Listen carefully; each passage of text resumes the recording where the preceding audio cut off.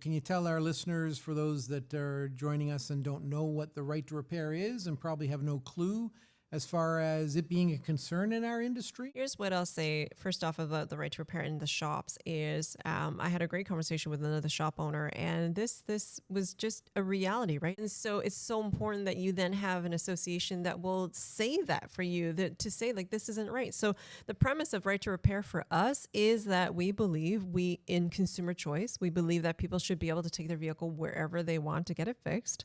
I'm a Red Seal. I've got the training and the tools. And there might come a point in time where I need to pay my buddy over at the dealer who also has a 310S, who also to fix my car because I don't have access to info. Like, it doesn't happen in any other trade. If you're an electrician, if you're a plumber, you're not calling somebody else and paying them to fix your stuff, you know? So it is a bit crazy to me to think that might happen one day if we continue to not resolve right to repair. So it's again this idea that we have the right to access to information, that we are more than qualified to do the repairs, and so that's what we're advocating for. We're not saying we want the intellectual property, right? We don't want the keys to the kingdom. We want the information that will help us to diagnose and fix these cars. We also don't expect it to be for free. We are asking for it to be at a reasonable rate, what they would normally have for the dealers, right? The competitors. And so that's what we've been advocating for a long time. People don't realize that some manufacturers, and we won't name any because I don't feel like getting sued today, we install a component, and that component, the vehicle doesn't recognize the component. Mm-hmm. So we need to program that component and have the two communicate with each other. And in order to do that, you need a scanner, you need a programming, and you need a passageway that allows you to do that. Mm-hmm. And there are some manufacturers out there that will charge independent shops quite a substantial amount of money just to gain access for that one repair. Right. And there's a few of them out there that people bring their vehicle to us to be fixed, and they're like, okay, well, this is how much it's going to be. Okay, well, go ahead and fix it. And then all of a sudden this pops up where there's an additional cost that we didn't realize because the car's not recognizing this new component that we installed. Yeah.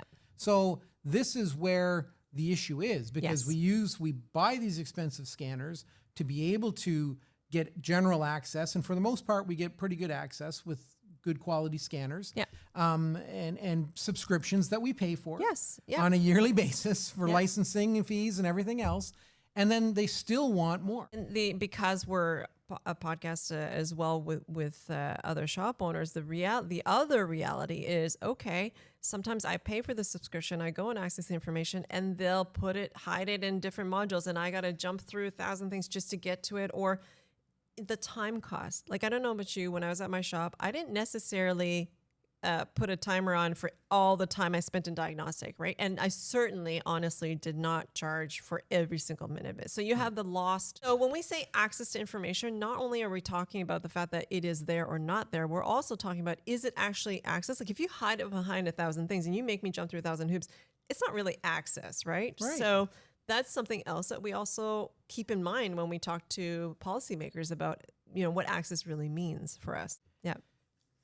So the consumers have a choice, but they really don't have a choice ultimately right now, because some manufacturers are picking up, the brands, and people are buying the vehicles, and they try to come to an independent shop after 3-4 years once they're out of warranty, and it's like, yeah, sorry, we can't do it. Mm-hmm. Like, so what's interesting is, I don't know if you knew, in Quebec and Manitoba, they have legislated right to repair. So it's, again, back to this whole, like, it's sort of a dog's breakfast, right? If I was a customer in Ottawa, I go to my shop in Ottawa, they don't have access to information, yet I can drive across the river to Gatineau and they'll have more access to information, right, than the tech in. Isn't that wild? Like, that's wild to me. That's bizarre. And so this is, again, why AIA Canada, we advocate for a national framework. And at the end of the day, we want national framework, right? I don't understand how our government, particularly here in Ontario, can't realize that what they're trying to do is squeeze the independent shops out. That's how I view it. Whether that's politically correct statement or not, but that's essentially what you're doing.